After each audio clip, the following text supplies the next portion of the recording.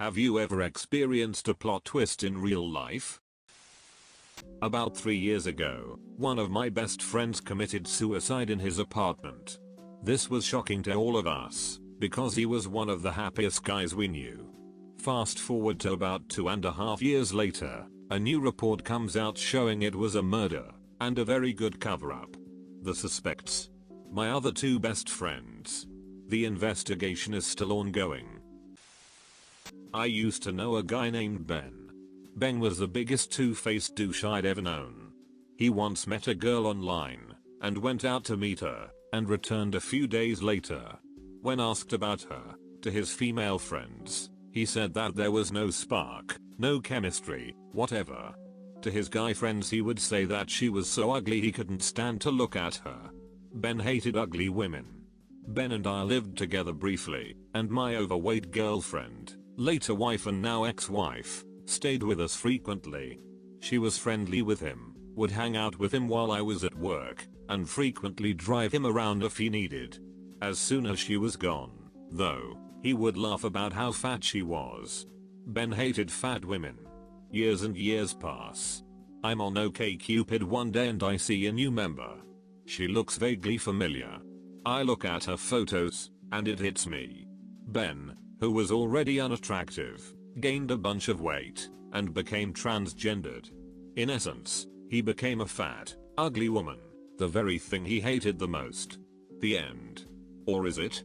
Transgendered Ben briefly dated a lesbian friend of mine who lives with my ex-wife, and would come hang out not knowing he was in the house of the woman he would only a few years before make fun of for being fat. His relationship with the lesbian didn't last, needless to say. So, when my grandmother died, we all found out that when she was 13 in Argentina, her older brother, which none of us knew existed, became psychotic and was hospitalized in a mental institution. Remember, this is 1930s Argentina.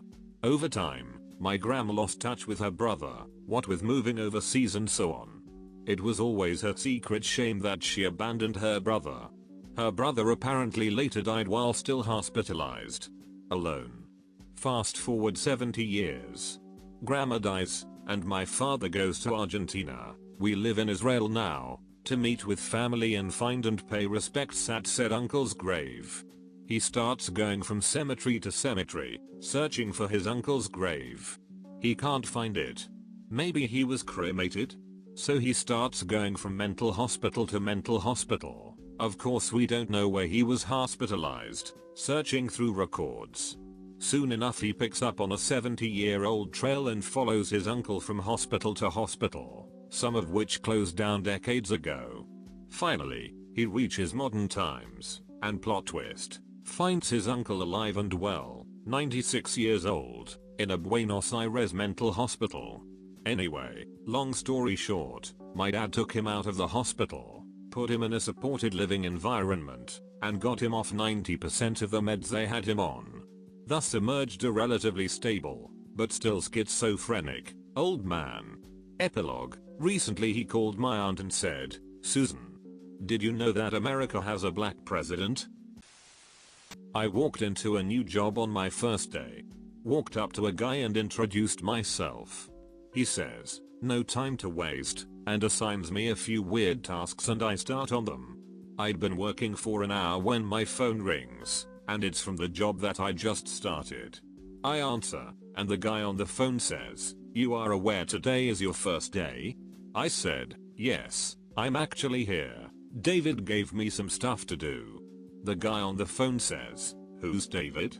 Apparently a complete stranger just started telling me what to do, and I didn't think twice about it. We had a pretty good laugh. Happened to a friend of mine.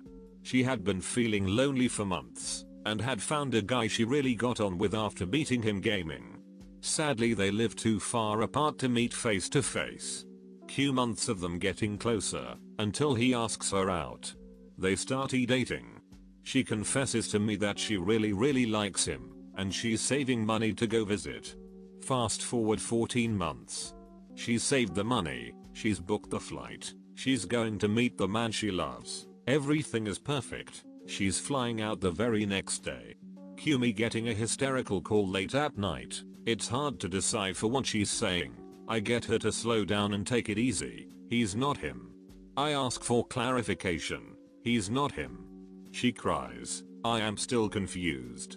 I don't get it. What does that mean? He lied about what he does, or his age or something? I asked. She replies, no, he lied about who he is, what he is. He is not him. He is she. He is not Michael. She is Michelle. Turns out the girl was a lonely lesbian who looked a bit butch if appropriately dressed / made up for webcam, who'd been using pictures of her brother the entire time for everything else. Sadly, she almost had a nervous breakdown and has ended up with serious trust issues and a medium-sized case of homophobia. TLDR, friend dated Michael for almost 2 years before finding out just before she met the man of her dreams it was Michelle, the guy's sister instead. I started working at Home Depot around 2005 and was somewhat of an introvert. I graduated in 2004 and really struggled breaking out of the high school mentality and not having a set group of friends to hang out with. So I start at Home Depot, and a guy, Nick, I work with, invites me out drinking. I'm only 19 at the time, but he's a few years older. We ended up becoming very good friends, but haven't necessarily breached the emotional shit beyond chicks. Fast forward a few months, and my stepmom's mother dies. Pretty bleak stuff, and I really just have my family to talk to, which of course isn't the same at all. I'm kinda struggling. My buddy Nick is drifting away as well, and the day of the funeral comes. It's towards the end, and I walk up to say my final goodbyes, look over, Nick is there staring at me dumbfounded. We high five, hug, and find out he's my stepmom's nephew, and we were both drifting away because we didn't have anyone to bring real shit to, outside of family. Been best friends since. TLDR, met a friend, high-fived over my grandmother's corpse, leveled up to cousins. So my friend told me about this one. Her best friend was dating this guy, and they were pretty sure they had found the one with each other. This guy was all ready to propose, and was picking out rings. So these two decide to have a threesome, and as a third he chooses his ex-girlfriend. At this point any guy with a shred of common sense should know, this is probably going to end badly, but this is where the twist is. The girlfriend enjoyed it a little too much, and broke up with him to date his ex-girlfriend. A few years ago I was in a longboarding accident, and got a pretty bad concussion. The concussion caused me to forget pretty much that whole day, but my friends had explained to me what happened. They told me that I had gotten scared of going too fast, and tried to jump off the longboard. For 2 years they ridiculed me for jumping off, because jumping off a longboard is not the smartest thing to do when you want to get off. I lived with the ridicule until my best friend told me that I was pushed off by one of my friends. This isn't that big of a twist, but it really showed me the loyalty of my friends. I quickly left that group and became friends with kids that play Dungeons and Dragons and look at Reddit. I must say, I like this group a lot more. I played EverQuest about 10 years ago, and joined a guild. There was this dreamy high elf cleric who was always playing at the same time as me. Who am I kidding? Everyone played all day on EverQuest. Anyways, we always played together, sometimes out killing things, sometimes just sitting around in the city talking. Over the course of 6 months, this woman became my reason for logging on. We eventually got married, in-game, which her real-life husband, who also played the game, didn't think was that funny. We were very close, and she told me many details about her personal life and her husband. It felt like I was on the shotgun end of an affair, but I didn't know any better. It felt great talking to her. My head was in the clouds. Anytime she signed on, my mood improved, and I looked forward to it every day. Eventually, she sent me pictures of herself. She was a pretty blonde-haired woman of 27 years old, a 1 on the binary scale, the only honest rating system. She asked me for pictures in return, but I said no, because it would be weird for a 12-year-old boy to send pictures of himself over the internet. I don't think she saw that coming, and I don't think I ever saw her again. My ex-girlfriend's mom was in hospice care dying of cancer when she told her son, my ex's brother, that the man she was married to, the man that raised him his entire life, was not his biological father. This was news to everyone involved, and was later confirmed through testing. Without going into details, the man who raised my ex's brother was not the most attentive father, nor all that warm and kind. They had kind of a typical broken home story. He was a bit of a drunk, they got divorced, and the kid was a big time troublemaker. The final twist came shortly after their mom passed. The non-bio dad took the kid hunting and told him that he didn't care. That he was his son. That nothing and no one was going to take that away from him. Coming from that man, it was huge, and no one expected it. They became extremely close after that, and last I heard still visit with each other several times a week. I was job searching in my early 20s.